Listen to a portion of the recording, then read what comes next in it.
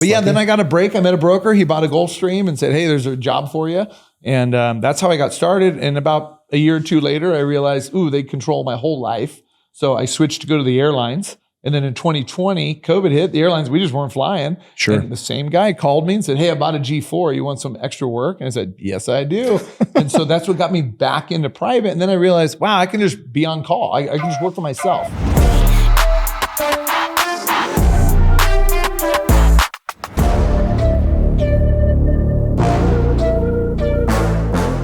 Hi, and welcome to the Flat Bell Investors Podcast. I'm Josh Siglowski. I'm Zach Spencer. Welcome. Josh, we are remote today. You can tell we're not in our regular digs. We are here in Salt Lake City at the Best Ever Conference, and we are blessed to be joined by a man who I look up to just because he lives an amazing life. He's always somewhere on a beach or flying somewhere. He's a private pilot and has been in the investment commercial real estate side too for a while. We're here with Curt Marker today. Curt. Hey, thanks for having me. Yeah. Good to finally meet you guys. You too. And come hang out in Salt Lake for a few days. It's a great conference so far. My first time here. And you got good weather too. First time here? First time in at the conference. I've been to Salt Lake. Conference. I love Salt Lake, but I got some good weather. I only brought like a light sweatshirt. So that's good. Glad it's not raining and snowing yet. Yeah, that's good. Well, it's March, so great weather for us, and appreciate it. So we met in San Diego at a friend of ours, mastermind that focuses on health from the inside out, focusing on how to round out that side of our lives. Tell me a little bit of, we met in San Diego, like I say, that's where you're from, right? Yeah, born and raised San Diego. My family's still there. It's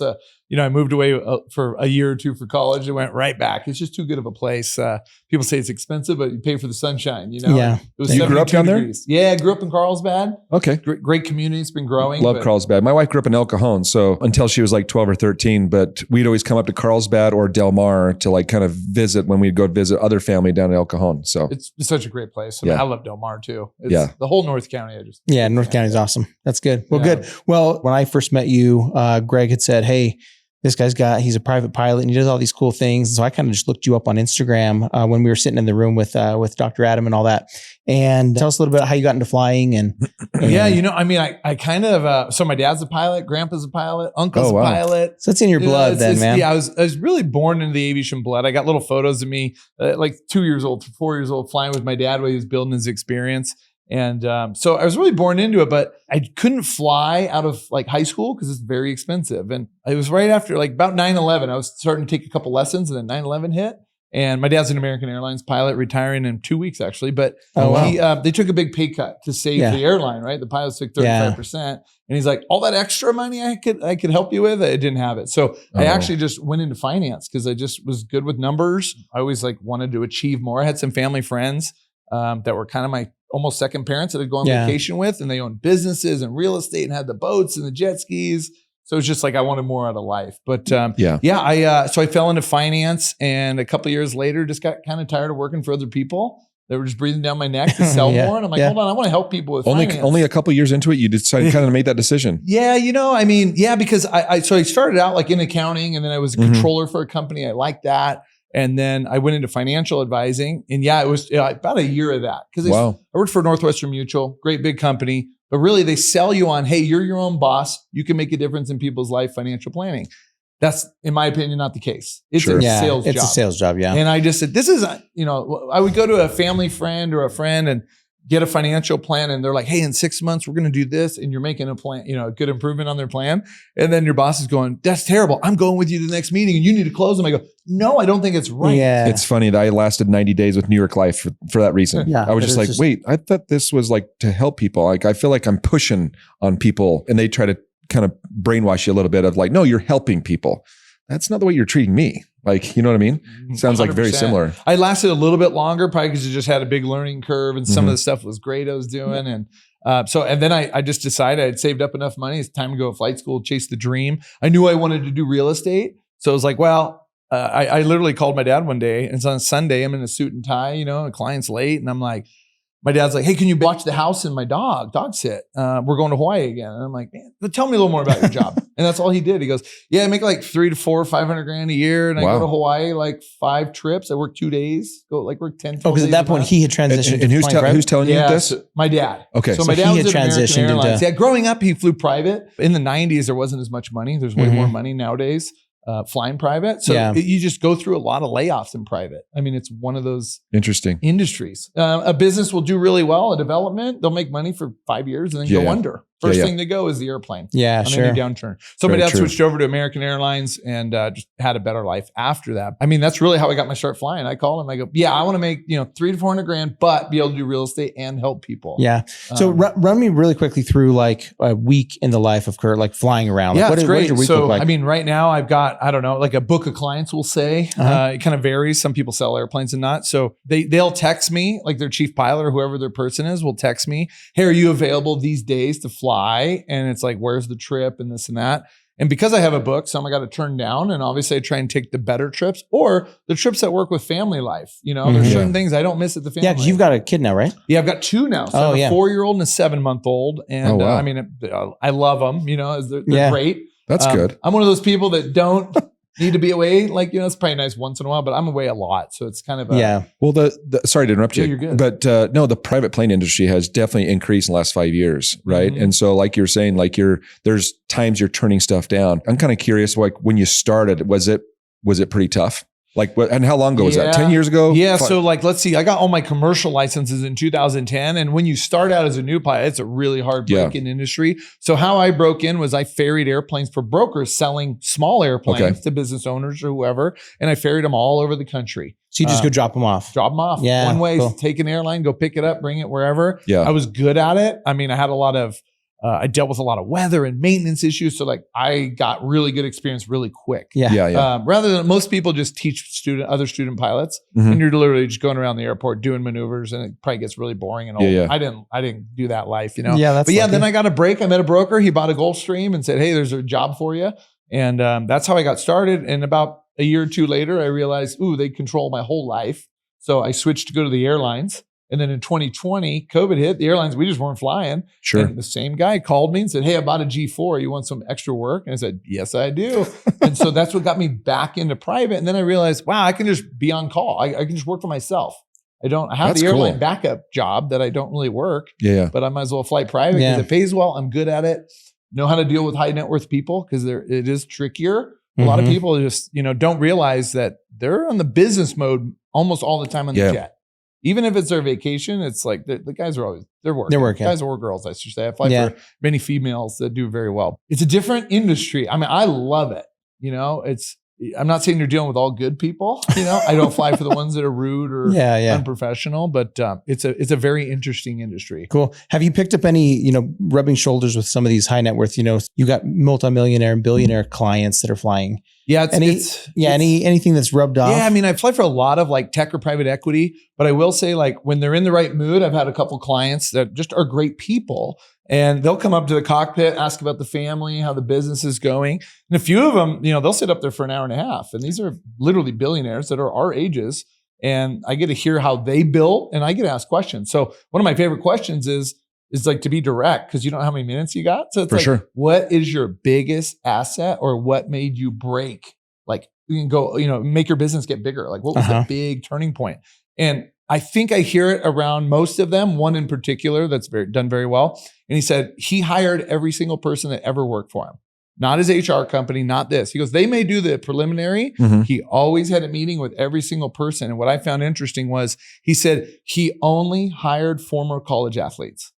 Interesting. Only. He goes, because they're competitive. And they didn't have to be like the best, but it's like, if you competed in college, that means you went above and beyond high school, like you do it for social. College is like, oh, we're serious. Yeah. And then after that meeting, I'm kind of attracted to those people too. Like Greg's, our mutual friends and athlete. He's really involved with health and those things matter. Yep.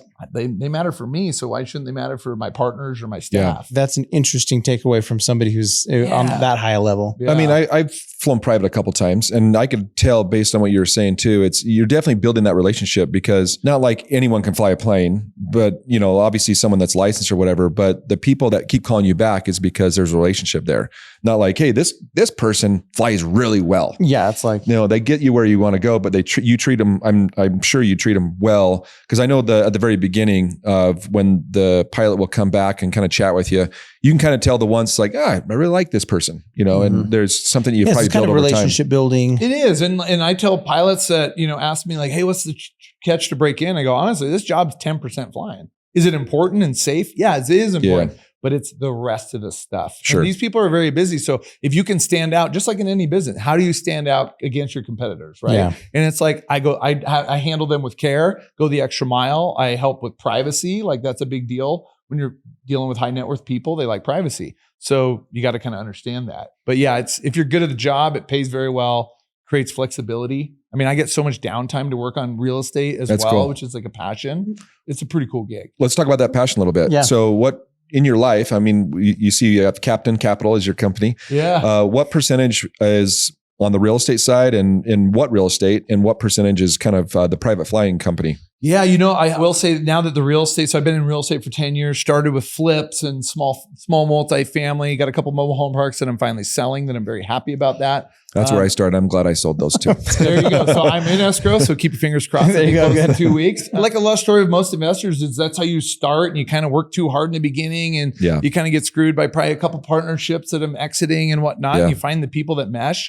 And then I started realizing like, I fly for some people that are commercial developers. And then once in a while I'll be like, hey, how'd you break in? And they're like, well, first off, the easiest part is meet good people doing good things and then just get in on their deal. So I started as an LP. Here's 50 grand. Let me see how you're doing a bunch of things. Just off newsletters and updates. So my specialty is investor relations. I'm good at relationships. And I think the difference is like, I really care about people. And I mean, not just wealthy people that invest with me. The average pilot that makes 200 grand who's accredited will send me 50 grand because they trust me and I'm a pilot and I can make a difference in their life. So we do have a couple of small family offices that are starting to invest, several million, but I also don't want to just take those checks. Sure. Or Greg at one time was like, hey, if someone's going to write the whole check for the deal, let's do it. And we're on the phone with the SEC attorney. I'm like, no, let's wait for the bigger deals and let them be a portion because I really want to change people's lives. Yeah, sure. That's great. For me, I don't need a jet. I fly them. They're great. It's cool. But like, I don't want to work that hard. I really want to focus on family and health and going on vacations. When you got 2 little kids, so that's, you're right in the thick of that. So and I think there's some people chasing money. I'm just chasing freedom and family time, really. That's awesome. How long have you had that mindset and direction recently? And I'm kind of curious on what the event that you guys were at and how that's changed your life as well. It's a great question. I'm one of those people that love learning. I think my mindset continues to grow.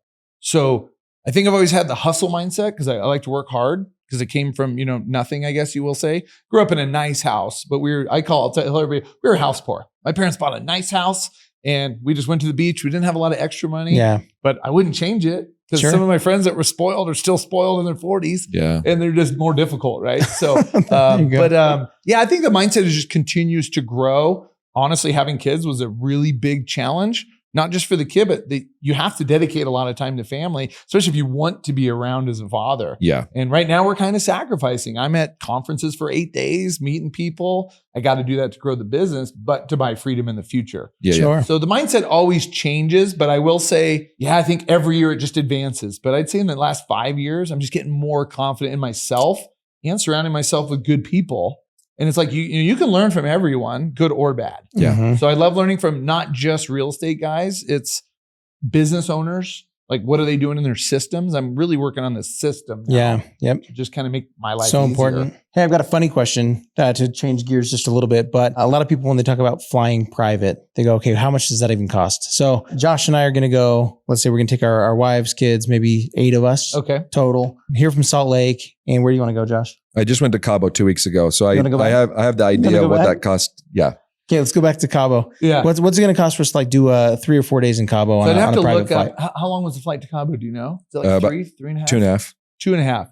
So 2.5 hours. You got 8 passengers. So you need basically an 8 to 9 seat jet. Let's say a mid-size jet, right? Like a Challenger 350 or a Latitude. Rough guess. I mean, you're still looking 2.5. You go for 3 days. Sure. So you can probably keep a jet there. It'd be more cost effective. If you go for a week, a lot of times they'll do it one way and then a one way back. Yeah. But 3 days, they'll typically just leave the cruise. And they have parking fees or something like that. Yeah. I think Cabo's running like $2,000 or $2,500 to park your jet there. 3 days. It's like for paperwork and handling. I bet you 2.5 hours Challenger. I mean, you're running like $7,500 an hour, maybe $8,000.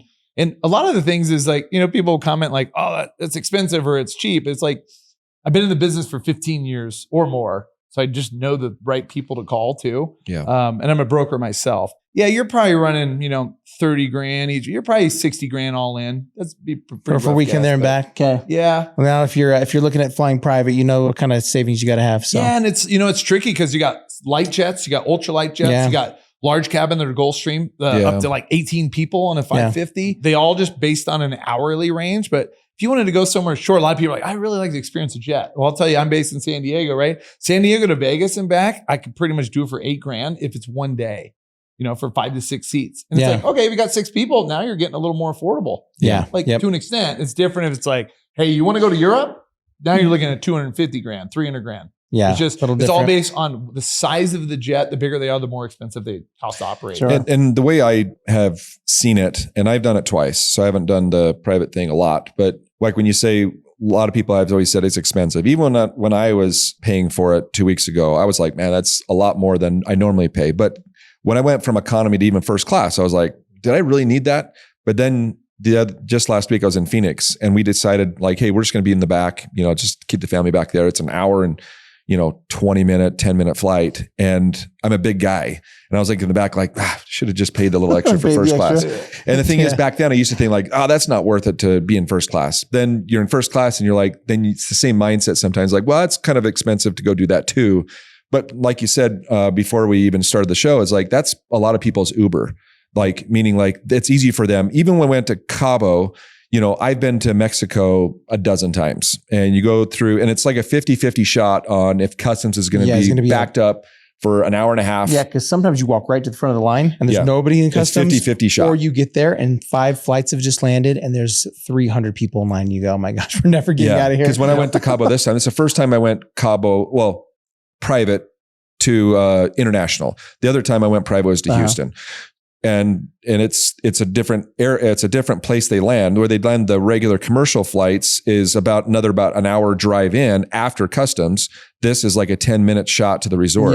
Yeah, they just take your passport. It literally took 10 minutes. So the convenience is definitely something that makes it easier. And that's why it's like you said, why I can comparing it to Uber. That's convenient for me. Yeah. Even today, I'll be Ubering to Bountiful to see my wife, and then she's bringing me back. It just whatever life you're in and whatever the convenience is. Mm-hmm. Yeah. And what you're willing to pay for. You know, it's like, I'll pay for an Uber when I go to the airport to commercial out somewhere because it's the parking's $50 a day for your car. It's $60 a day for Uber. Yeah. So just Uber and leave my car at home. Yeah, totally. And some people don't have to worry about parking. Even think like that. Yeah. For these people that you definitely have to be successful to afford flying in a jet, but they're saving time savings. I think some of that kind of maybe is indicative of their mindset though. They're willing to spend the money to save the time because that's the asset they're really trying to bulk up on is the time. I mean, if they're landing in Cabo and you're stuck in an hour and a half, which I've been there before in a commercial, you just lost an hour and a half. So is that business person going to the hotel to go to a meeting?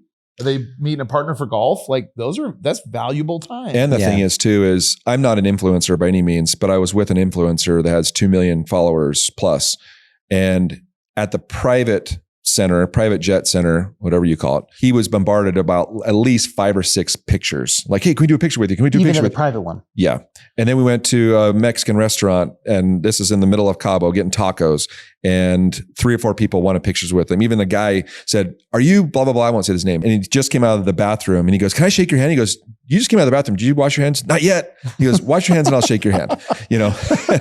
So I just say that because I think there's a convenience for that too. It's like, if I go I've been on a plane with Barry Sanders, Mitt Romney, all these people, and they're talked to all the time. I'm like, oh, it's this one. And I actually want to go up and shake their hand too. And I'm like, I'm just the same person as everyone else. Yeah. So, you don't want to bug them or whatever. Yeah. So maybe going private, you get the luxury of not being bombarded. You do see celebrities oftentimes in first class on Delta and the regular airlines. Same thing as me. I saw Mike Tyson on a flight I flew. And I got to meet him because he left his beanie in first class and the flight attendants aren't allowed to leave the plane. So I ran it up to him. Oh, funny. That's cool. He was super thankful. And I'm just like, okay, this best. I wanted to ask for a photo. I'm like, I'm in my pilot uniform. Yeah. I don't want to be that guy. Yeah. I'm not that guy, but I have a Michael Keaton story. Yeah. He's got a funny. I have to tell you after, but it's a funny story. He sat right next to me in first class, and it's like a classic Zaglowski story. I have pictures to prove it. How dumb I was I'd never done selfies at the time. This is 8-10 years ago. Yeah. So. That's funny. So, well, good. Well, hey, if people want to find you, if they want to find out more about Captain Capital, where do we find you? Yeah, pretty much. I'm big on Instagram, trying to educate people about flying and commercial real estate. So on Instagram, it's the Captain Curt, or my website's captaincapital.com. And we're strictly doing commercial industrial real estate after 10 years experience. So Yeah, that's awesome. sweet, found man. my So love, and it's a little bit less work overall. Do you stay in like the A, B, C? What do you kind of do in the We're class? developing ground up now. Okay. So we're making our own. We're primarily in the Houston market. They're just building. Right now, you're so doing your many- second one, right? Yeah, now we got a third offer. They countered. We're going to accept that. Cool. Yeah, we're going to be growing quick. We got the right team, and I think that's everything. Yeah. That's awesome. Where I've grown too fast before with the wrong team, and it doesn't work. Yep. But now we got the right team. So Good. yeah, it's great. Okay, well, we appreciate you being on, man. I love that we were able to make the time work here in Salt Lake, and so appreciative of having you on. Yeah, thanks for having me, guys. Yeah. Well, till next time, invest in yourself. Invest in your future. This is the Flat Bill Investors Podcast signing off.